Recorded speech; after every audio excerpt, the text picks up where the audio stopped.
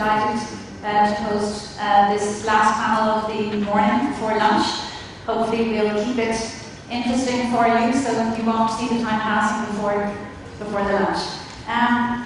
With all of the talk of ICT investment and the huge effort and focus on investing in ICT, investing in infrastructure, it's really imperative as well at the same time that we ensure that we have a pool of skills that can underpin that technological transformation, and that we can ensure that the skills are there to actually maximise that ICT investment that's been made in so many countries. So my esteemed guest this morning will address that from various angles, and I think I'll just open up the first question to Honourable Minister, our Host Minister from Rwanda. Rwanda has been focusing on this transformation for quite some time now, and you focused on the regulatory side of things, policy, infrastructure, and then underpinning all of that has been integral to your strategy, building the skills that are also needed. Can you maybe tell us a little bit more about that strategy and where you are right now? Thank you so much. First of all, I'd like to build on what my colleague Francis just ended on. He highlighted some of the investments, the recent investments that we have done in the area of building capacity and raising the level of skills, turning the economy using ICTs. And all that has built on consistent investments into infrastructure. For those who are here, last week we launched our first 4G LTE network in the country to really bridge the last mile, which had been a big problem for the last 2 years. So our strategy is really built on, let me talk about three main things. One is a holistic approach to an ecosystem that needs to be in place for us to be able to achieve the goals of transforming the economy from a knowledge-based economy, from an agricultural resource-based economy to a knowledge-based economy by 2020. So the key elements of that ecosystem are, of course, accessibility to information technology.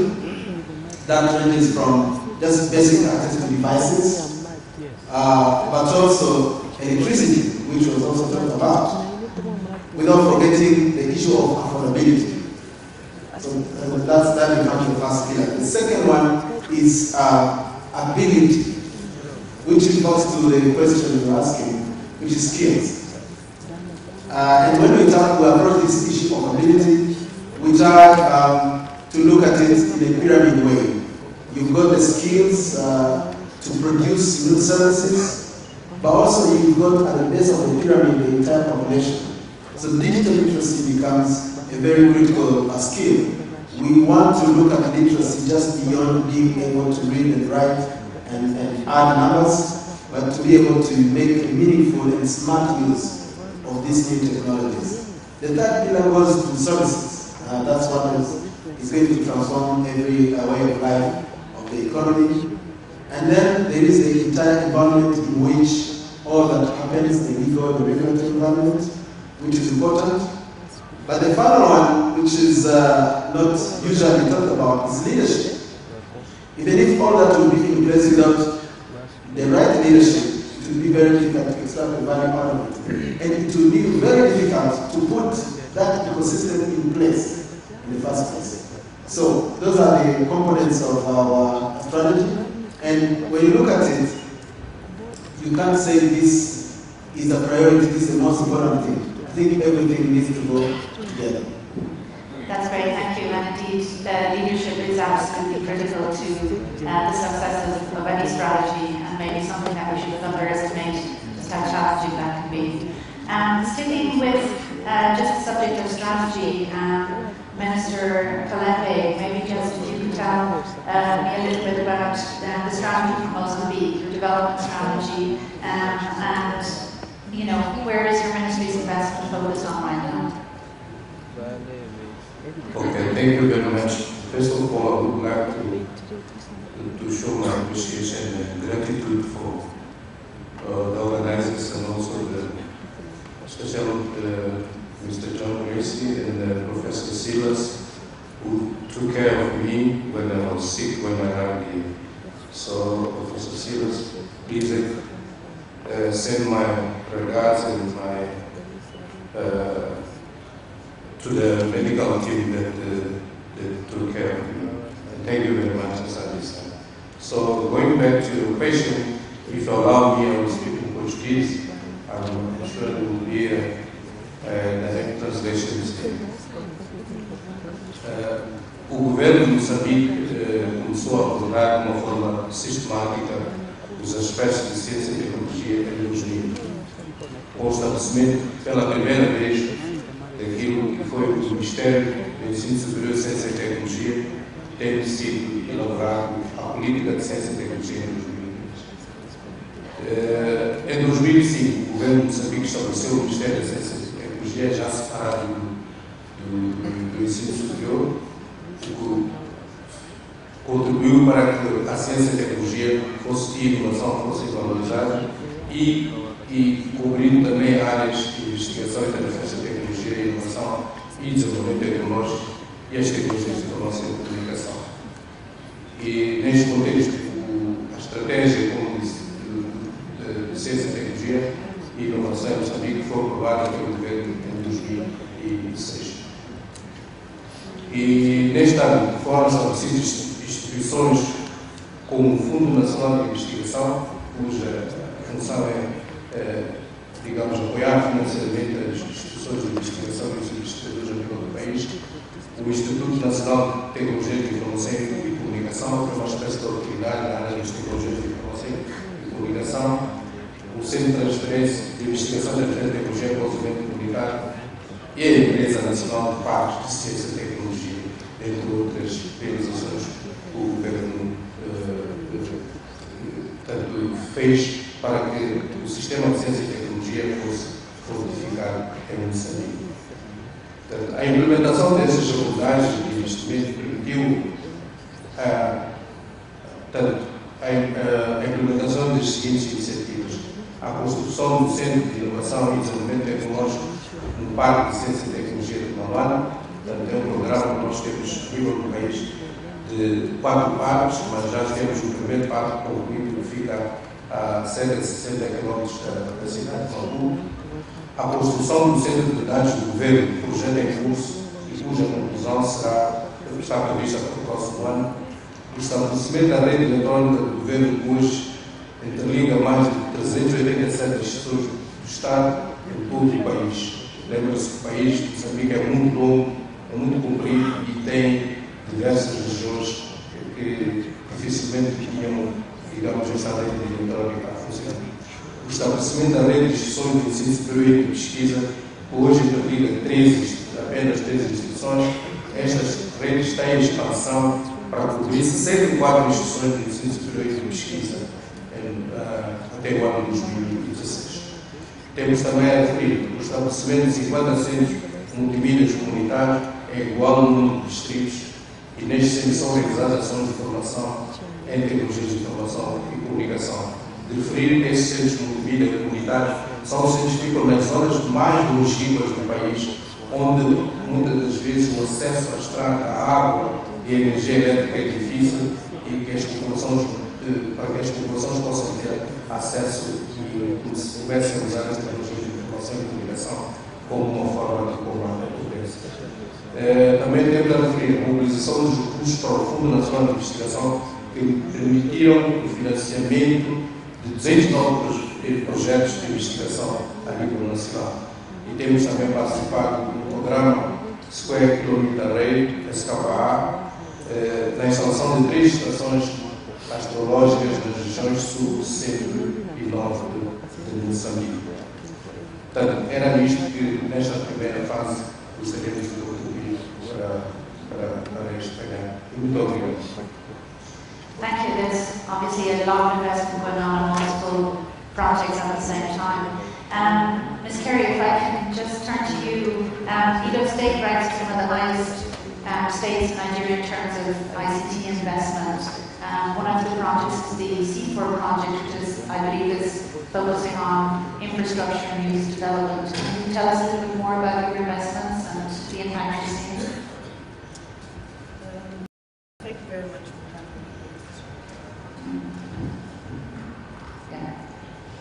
Thank you very much for having me here. If you just allow me to bask a little, being the highest ranking state in ICT investment in the country of 26 states.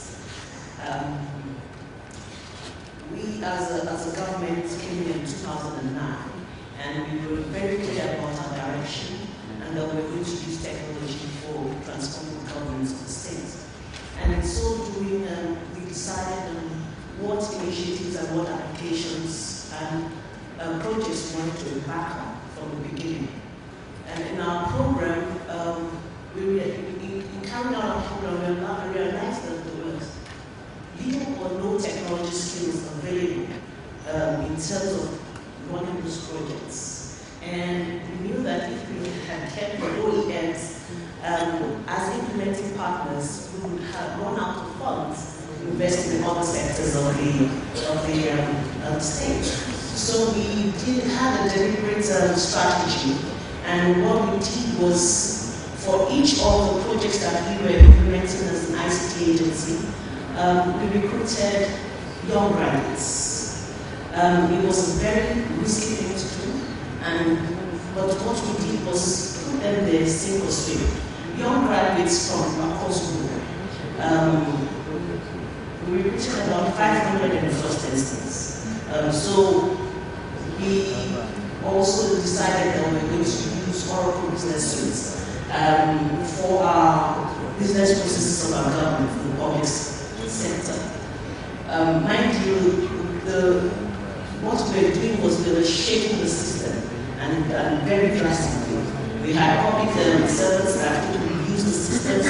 We had young graduates that had an idea about technology, and we had processes that we had to automate in the shortest possible time. And in carrying out this, we realized that we had to do a lot of training and retraining. And one of the things that endeared the World Bank to us was our focus on getting to our goal. So there was this, they came in to support us with the C4 project, being the state's empowerment expenditure for results project. Now that project was to support our own initiatives which we had already started in the area of youth development and in the area of infrastructure development. In terms of youth development, we had them support us not only in ICT, but in other sectors of like the waste management. So we have unemployed youth that help in the sweeping, the waste management areas. They funded road works and funded the youth. But in the ICT area, what they have done for us is to help us train and retrain our youth. Right now, they are also supporting us in our projects for the fiber optics, the local area networks as well. But one key element they have done that has taken away a lot of capital investment from us is to support us in the maintenance fees of our Oracle application.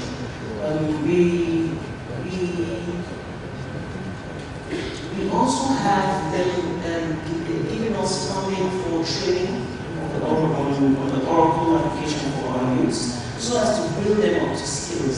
Don't forget that these youths came in green, and throughout the lifespan of the project, they were there learning on the job. So they didn't have any risky skills on what Oracle did and what the processes were. And so they have been able to support us in developing those skills, basically training them in the roles and the modes, and also in the user-based roles. And then,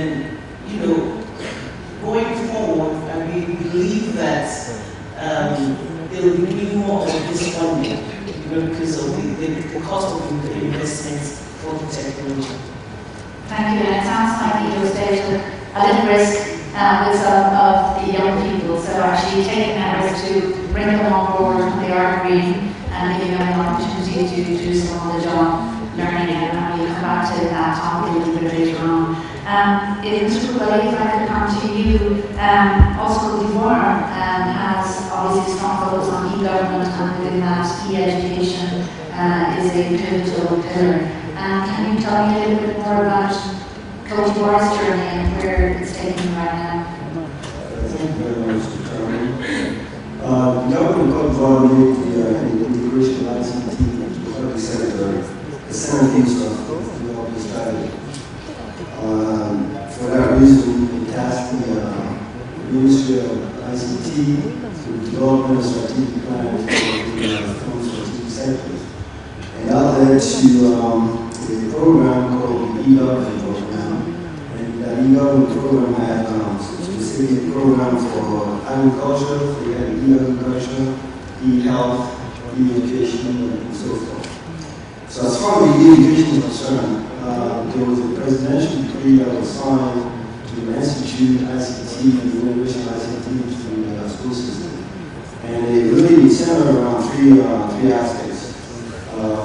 ICT used to computerize the administration, so really computerizing the administration, using ICT as a teaching tool, and also using ICT as a course, a subject matter. So really the three aspects that we're trying to address as far as the education is concerned. But please know that the education sector is provided the three sectors.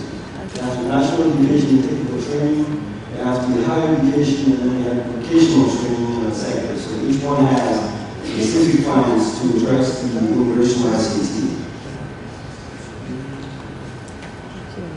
Now, as far as the computerization of the administration is concerned, the goal there is really to bring ICT into the administration, have administrators who are administrators at the school level, at the ministry level, at the county level, to utilize ICT to run the school system. So that's a program that's very clear to the president, and we've been started that program.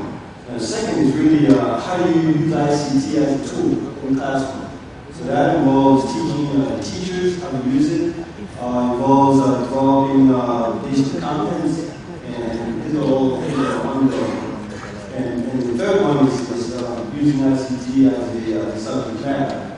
So there's the curriculum has been developed by the biology department, and they're starting that in the primary school. So it's a pretty, we're at the early stage of ICT integration into the school system, and I would tell you that it's a big challenge from several points of view.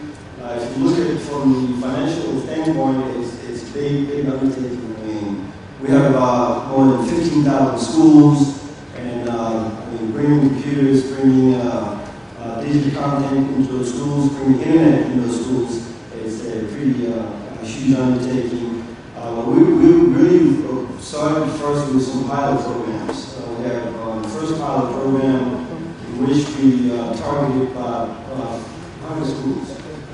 In that program, we went in there, we trained teachers in the schools, we worked on multimedia classrooms in the schools, and then we also got the community involved in that process. Because we believe that the community has to play a big role in this. If the government can bring the initial equipment in the schools, but the maintenance of that equipment and the growth of that environment is up to the community. If you take a school that has, let's say, 4,000 students, and you bring in, let's say, 50 computers, it's just not enough. I mean, the ratio of students to computers is pretty low. So how do you increase that number from 50 to, let's say, 400? So we work with communities, trying to see with communities how they can step in and increase the number of computers in the schools, and also how they can step in and make sure that the computers are maintained, the computers are used effectively in the schools, and also in terms of security of computers. When the communities are involved, there's a better chance that the equipment will be secured in the schools. Now, as far as financing is concerned, the government has made it a priority for the telecommunications fund to fund the ICT projects. And that fund has been running a major education project. The plan is really to, within the next 5 years, to computerize about 15,000 schools. The fund will not be able to do it all, so we're also counting on the private sector to step in. We've had telco operators playing a major role in financing one of the projects, and we're looking also for institutional lenders, such as the World Bank and the African Development Bank, to step in as well. So it's an ongoing project. We're at the very early stage, and we're very excited about these projects. But we know how transformational it could be for the education system going on. Thank you. And indeed, I think there are many stakeholders here today who can relate to the transformation journey you're on, and probably many of the vendors that are here at the conference too that can offer support as you go on that transformational journey. But accountability at the community level too is absolutely imperative, I think, to the overall success. Mr. Sifani, I'd like to come to you and the work that the Namibian Ministry of Education has been doing. Building intellectual capacity, building the skills. How is that going? Are you able to build enough capacity to keep pace with the development of the infrastructure? How is your journey going? Thank you very much.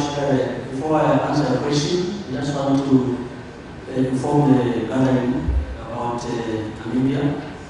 Namibia is the country of a landmass of about 824,716 square kilometers, with a population of 2.1 million.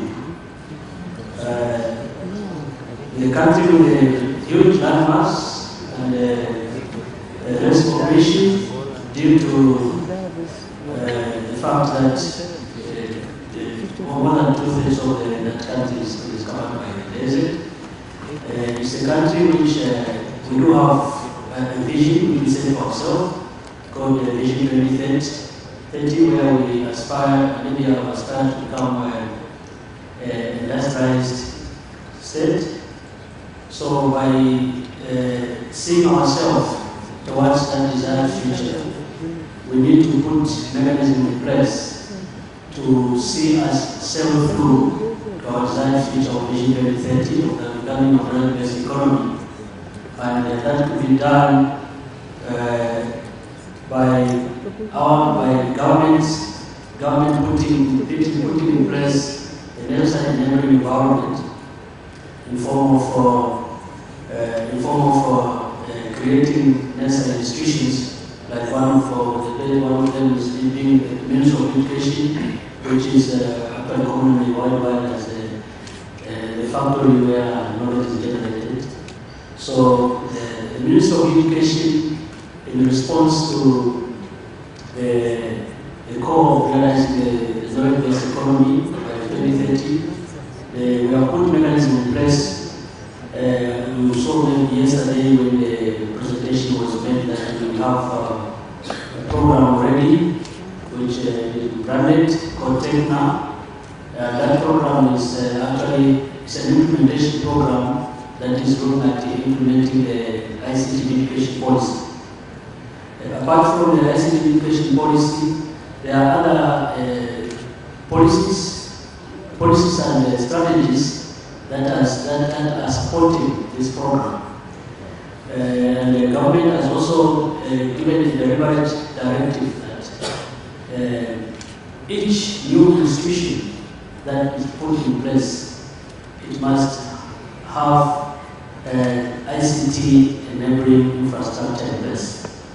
And this is possible because of the support infrastructure, like the access to the broadband, we have good access to the broadband because of our connectivity to the West African undersea cable works, as well as we also have access to through the satellite 4G, we have 4G Namibia, and also the Ministry of Education. The Ministry of Education, in partnership with Microsoft, had undertaken a course called Schooling, which is linking schools via the internet, which will serve as the media for to enhance e-learning.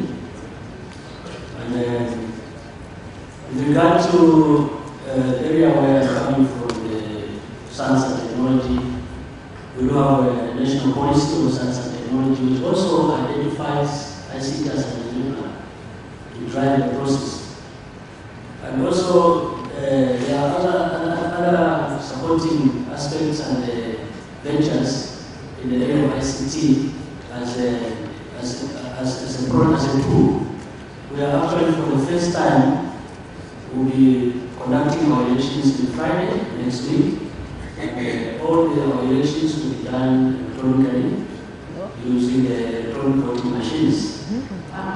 So that in itself demonstrates Namibia's readiness, because if we can take these electronic voting machines to the most remote areas, where people who are used to paper-based ballot papers will be able to cast their votes using the electronic machines, and it's an indication that the country is really ready for ICT. Indeed, that's pretty cutting edge with voting. So thank you for that. It's a very ambitious strategy to hear. Maybe, Mr. Kalembe, if I could come to you, your ministry is obviously driving innovation and spearheading that for your country. I'm sure that many of the partners here may have a good sense of how they can engage with the Ministry of Mozambique. Are there opportunities for partnerships? And could you perhaps tell us a little bit more about the opportunities that partners here may be able to support your ministry's goals?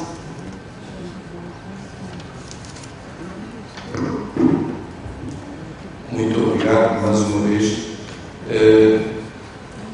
O Ministério da Ciência e Tecnologia de Moçambique, que é o Ministério, digamos, no órgão de governo de Moçambique, que é responsável pelas tecnologias de informação e de comunicação, de facto está atento àquilo que chamamos parceria público-privada, e temos como áreas prioritárias que o governo já estabeleceu, e temos também estado, digamos, em contato com várias instituições público-privadas de Moçambique e de fora, com vista à materialização daquilo que é o nosso desiderato. Portanto, estas áreas de iniciativa do setor de tecnologia de informação e comunicação, das quais o governo de Moçambique gostaria de empreender ações em parceria com o setor privado. Tais áreas constam do plano e estratégia já aprovadas pelo governo, como eu tinha dito, que é construirmos o Parque de Ciência e Tecnologias. Portanto, o primeiro parque já foi construído, mas temos, como tinha dito no início, temos ainda a perspectiva e estabelecemos já a criação de mais 3 parques, portanto, na região centro e norte do país, que é uma oportunidade para o setor privado, para, em parceria com o governo, podermos materializar esta nossa pretensão. A construção de 3 centros de dados nas regiões centro e norte do país. Estamos a construir, como tinha dito também, que terminaremos no próximo ano, portanto, no primeiro trimestre do próximo ano, o centro de dados do governo e para o setor privado, para evitar, para melhorar, digamos, aquilo que é a conservação de dados de forma digital e mais eficiente e num ambiente mais saudável. Temos a outra oportunidade de investimento no estabelecimento de infraestruturas de comunicação de dados de banda larga que permita melhorar o funcionamento das redes de comunicação de dados para a prestação de serviços, quer públicos, quer privados, e para as redes de ensino e investigação, o estabelecimento de centros de excelência em investigação e formação de quadros, bem como o desenvolvimento das aplicações e serviços baseados em tecnologia de informação e comunicação dos parques de ciência e tecnologia. De recordar que para nós, Moçambique, é extremamente importante a formação dos recursos humanos. Então, o setor privado é bastante encorajado no sentido de contribuir para a formação daquilo que para nós é a principal, digamos, força produtiva, que é o ser humano. E também achamos que podemos partilhar convosco o aspecto ligado ao alargar a cobertura dos centros de multimídia comunitários para todos os distritos. Como eu disse, estes centros de multimídia comunitários são centros que são colocados, o governo coloca à disposição dos camponeses das zonas mais recônditas do país e com difícil desenvolvimento e com poucas possibilidades para que se possa estar na área, na sociedade de comunicação e informação. E também o estabelecimento de incubadoras de empresas de baixos tecnológicos dos parques de ciência e tecnologia em implementação do país. Aí convidamos todo tipo de empresas ligadas às tecnologias de informação no sentido de contribuir para que possamos, num futuro muito breve, ter esta parte das tecnologias de informação e comunicação como uma ferramenta, uma das principais ferramentas para o combate à pobreza em Moçambique. Muito obrigado. Thank you, and some great opportunities, I think, there to help support the work that you're doing. Hopefully, many of the partners here today will have an opportunity to take that discussion with you later. Minister St. John, just again, continuing, I think, on that partnership team, the ICT, Kigali ICT Park is a great example of some of the investment that your government is making. Is there a role for partnerships within the engagement and use of the ICT Park, and how can people get involved? Absolutely, there is a lot of partnerships in this. In fact, it's not Kigali ICT Park, it's a technopole, and the difference is technopole means a city. It's a city, in fact. Technology, it's a cyber city, so it's a mixed use. We want to attract not only technology firms and investments, but also other types of investment, just to provide a lifestyle in that piece of this city of Kigali that has been dedicated for that. So when you asked me the first question, I said our strategy was actually based on 3 pillars, 3 areas, but I talked just about one, which was the ecosystem. And that investment opportunity in the Kigali Technopole is part of the second pillar. One of the things we want to promote very seriously and aggressively is innovation. We want Kigali in order to be, the first place that comes to your mind when you think about, introducing a new service in the African market. Innovation. And we've been doing quite a number of things, including really improving our overall environment of doing business and being able to position Rwanda as one of the best places one can do business in this continent. And bringing the element of youth innovation. I don't know any other place where there is a ministry that combines youth and ICT. But the idea behind that strategy is really to set this signal to the young people that they will be leading this new wave of transformation of the country into a knowledge economy. So, innovation, youth, investment promotion, the role of the private sector is another important role, and that's where this project of the Technocity comes. Now, that Technopole will have many investment opportunities, ranging from something that most of you are not interested in, which is real estate. But those people need to live somewhere. But the real estate is just the tip of the iceberg. What is going to be important is what is done in those beautiful houses and that nice living environment. So we are inviting companies. We are looking at three main areas. One is to develop this place as a hall for creative economies, multimedia production, content production, content data centers, and content hosting, and so on. Just not only because of our geographic location in this continent, but also because of the infrastructure that we've been able to invest in that can connect you to any place in the world.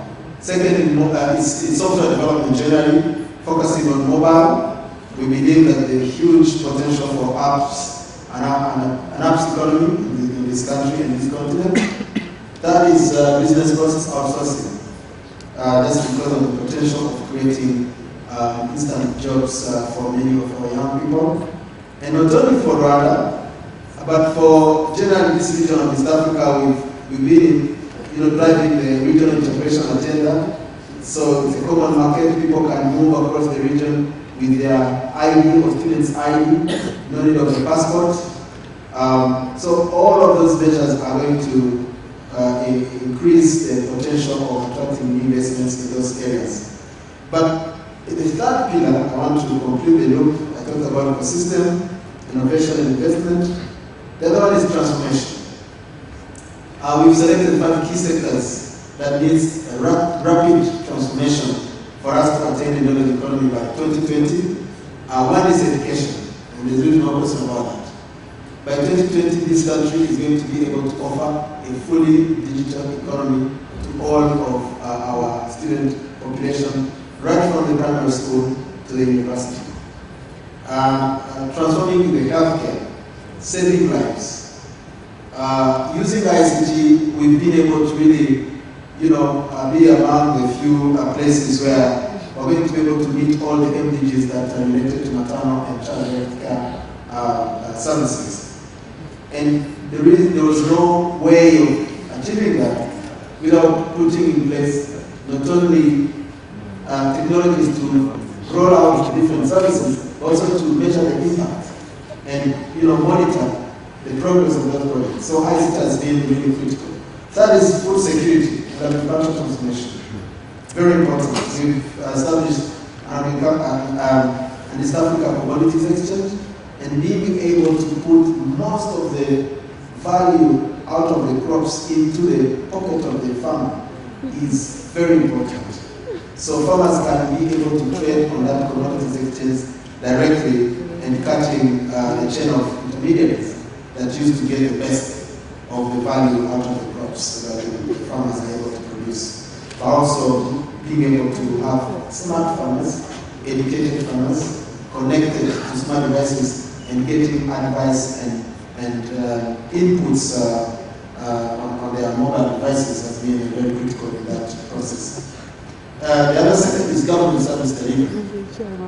Now we're moving to 100% paperless government, online government. We are still struggling with some of the services like, how do you marry people online? But if we can do that, we could be 100% digital government. Unfortunately, we haven't cracked that yet. So if you have any ideas, you can share. But the commitment for going for a fully digital government and a paperless economy by 2020 is there. I want to be cashless economy. Some people prefer to be a bit cautious and say cashless economy, but I don't see why the economy can't go completely cashless. But for now, let's talk about cashless economy by 2020. And so those are some of the few pillars of our transformation strategy. And as it's clear, every one of those statements carries a huge investment opportunity. And as my friend from Cote d'Ivoire said, public-private partnership is the way to go. There is no major no other major investments that is going to be done only by government.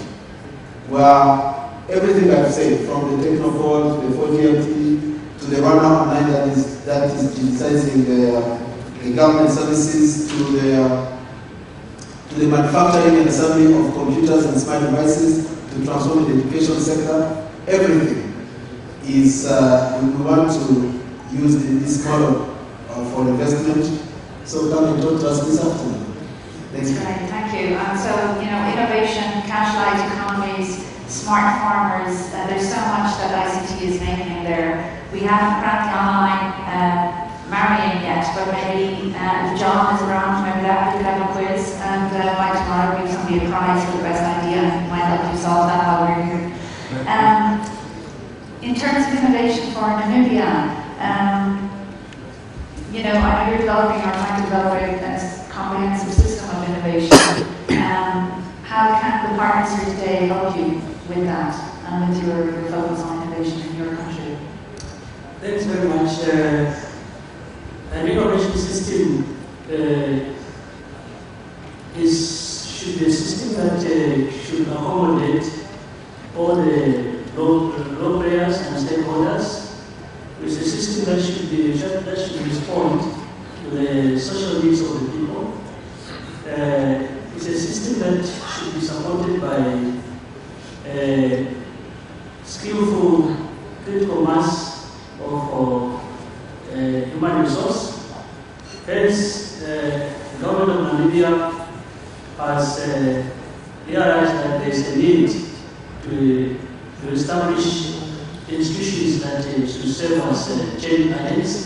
One such institution established is the National Commission on Research, Science and Technology, which is looking at coordinating, developing, and facilitating the promotion of science and technology in the country, where it brings together all the role players. And they are not doing it alone. The ministry is not doing it alone.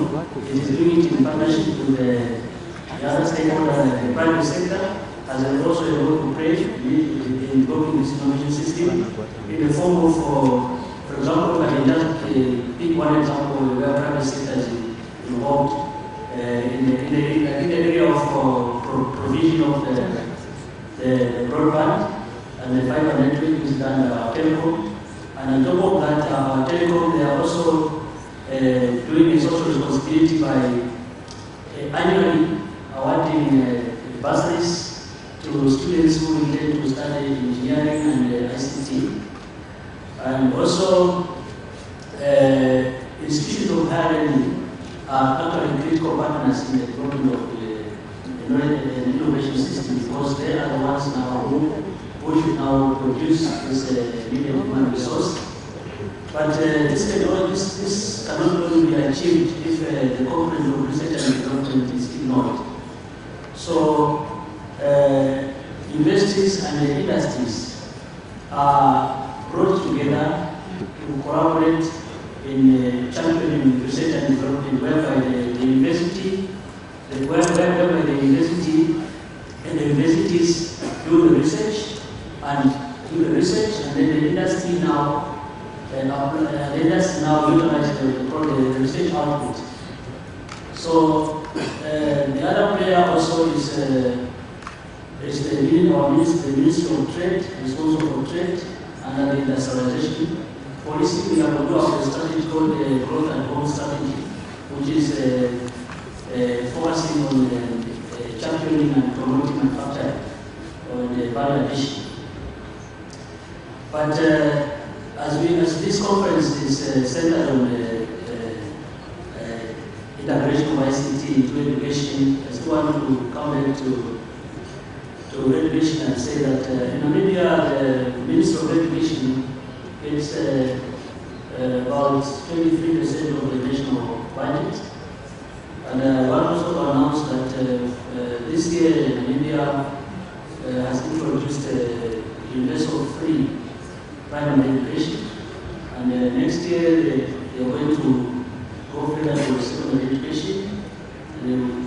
Recently the outgoing president announced that by 2017 they will also go to universal tertiary education. is some benefits in there is some benefits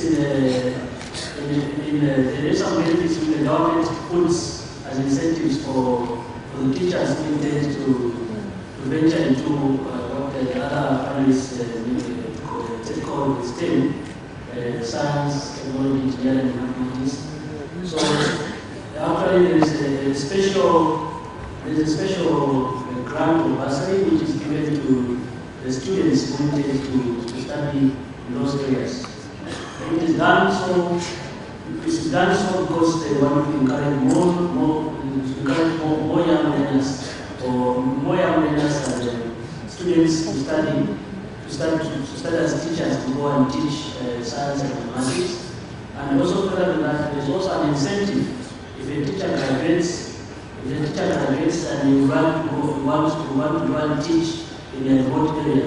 So there is given an incentive for teaching in a remote area.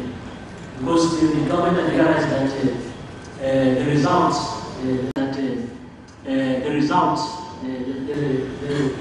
for 12th grade were always good in the urban areas where they have all the infrastructure, but always poor and low in rural areas. So that the government has now introduced this incentive system, and also in order to also ensure equity, also the government has come up with a strategy of constructing what we call centers of excellence. We are calling them education schools. These are schools which are actually equipped with the state-of-the-art infrastructure, which are actually ICT-driven institutions. So far, we have managed to finish constructing one in one of the northeastern part of the country, where the government select top performing learners from all the 14 regions, and they are placed in this school. So they are placed in this school, and actually it's where now they are now experimenting the free secondary education. So now we have the 8th grade. So they are attending for free. So it serves as an encouragement to the other learners who are not in the school. So good incentives, good encouragement. They must perform higher in order to get access to the. I know we're getting close to the end of our panel. I just want to very quickly come to our last two panelists here. Just, really very quickly for 2015, where do you see your investments? If you could maybe just give us a very quick highlight, because we're almost at the end and we're between the panel and the lunch. Okay, thank you. I think I want to come back to the private partnership that's needed to push the ICT education project.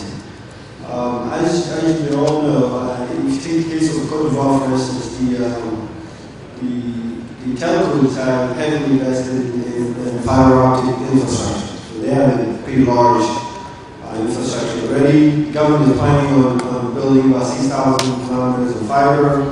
The telcos have done theirs over the past 10 years. It took a lot of time for them to do it. So the government with 6,000 is going to take that long. So I think what we're trying to do there is find a business model where we can leverage what's already there, what the telcos have, so we can move quicker. So also one thing that I want to insist on is also, in addition to the private sector, the success of this project also lies in the partnership that we build with the communities. Now, if the government brings in technology into the schools, it's the communities that have to use this technology, the communities that have to expand the technology base. So it's very important to get them involved at the early stage. And also, I want to also emphasize the importance of the teachers in this process. Teachers have to be trained. teachers have to be not afraid of technology, because I mean, it's going to be bringing a big change or paradigm in the education system. Teachers used to be king in classrooms.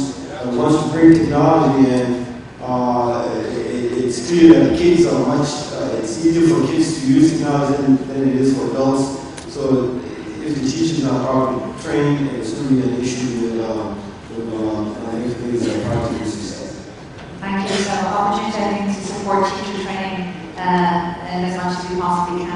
And then coming back to you, Ms. Carey, just you mentioned earlier that USA is partnering with Oracle. I'm sure there are many other partners in the room today that would like to know what opportunities are there to support the State on their journey, particularly maybe looking at the priorities for 2015. If you could just very quickly give us some tips on how people can engage with you. With Oracle right now, what we're doing is major capacity building. Capacity building and employee readiness, that is training our employees, youth readiness, to train our youth in specific skills, like in Java. Now, one of the things that we want to do going forward, which we're already talking to them, and we will want other OEMs to come and join, is that we are building a technology hub of skills. And so we have the Cisco Academy already going, where we subsidize the training to the employees as well as the youth of our unemployed youth. Now we're discussing with Oracle, we're in the final stages, where we're going to have the Oracle curriculum embedded in our vocational schools, so that people have the skills when they come out. This is not only for those that go into the vocational schools, or have a part of it that would be subsidized also for the unemployed youths. Now, for the hardware, we really do need companies that can come in and collaborate and partner with us for us to teach skills on hardware maintenance and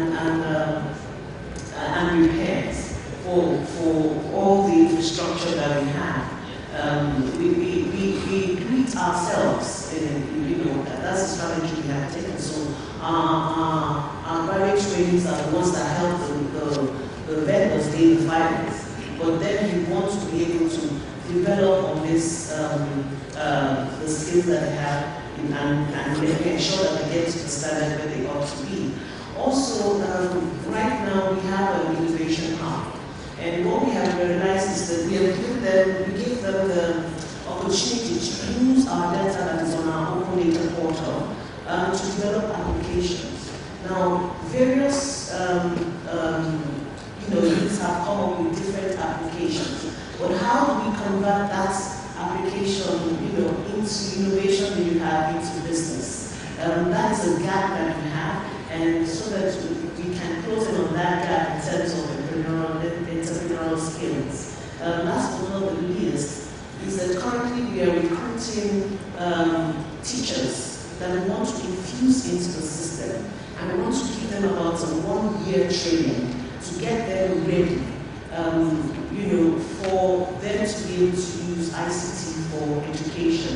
And so we'll welcome partners that will want to collaborate with us in training them from the basics of the institute, instilling them the knowledge of how to use ICT to transfer knowledge to the children.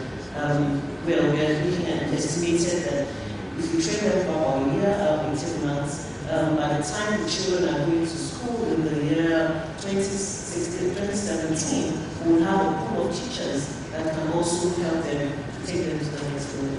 Thank you very much. So I think many opportunities for partnership. I hope you can have a chance this afternoon to engage with our panelists and their delegations to take some of those discussions forward.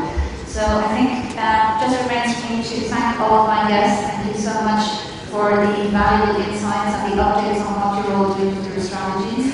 I will now hand back over to John, and may I have something to say about that?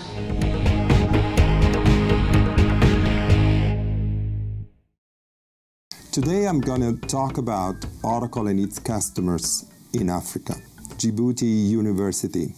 10 years ago, they just had 100 students. Now they have 10,000. They are implementing Oracle campus-based application to manage the curriculum at the university and to provide their students remote access to their data and information. And innovation also goes into public sector. Lagos State's government improving the way they provide services to their citizens. That's another leading example. Many different cases, but all to do with innovation and adoption, fast adoption of technology. We contracted with Oracle, to have an access to eCampus and to eAcademy also, to Oracle Academy. And through such program, we have seen today, this program has been launched by the President of the Republic, that this project has succeeded in Djibouti, that our students, our teachers, our administrators are able today to take, by themselves and also to go through this system and to provide the best of what can be done through this system. In terms of our productivity level, we have gone from, if you take a range of 0 to 10, maybe we've gone from 2 to a 6 because of Oracle. Our processes are now automated. The productivity, efficiency, effectiveness has gone up a whole lot. Oracle has a rich capacity building programs. As the example, I can give you the program that was launched by Lagos State Government in May 2014. Under this program, we will cover 3 areas: the Workforce Readiness Program, Employee Readiness Program, and Youth Readiness Program. Oracle has sponsored our lab, the Center of Excellence, with the main objective of capacity building on the technology that Oracle offers. And specifically with the Center of Excellence, even before the launch of the lab, we have done quite a number of activities that we are doing. The main objective here is capacity building on faculty across public and private universities. We have held 2 Java programming events targeting faculty from the University of Nairobi, Egerton University, Strathmore University, the Technical University of Kenya, and so far we have trained over 32 faculty members.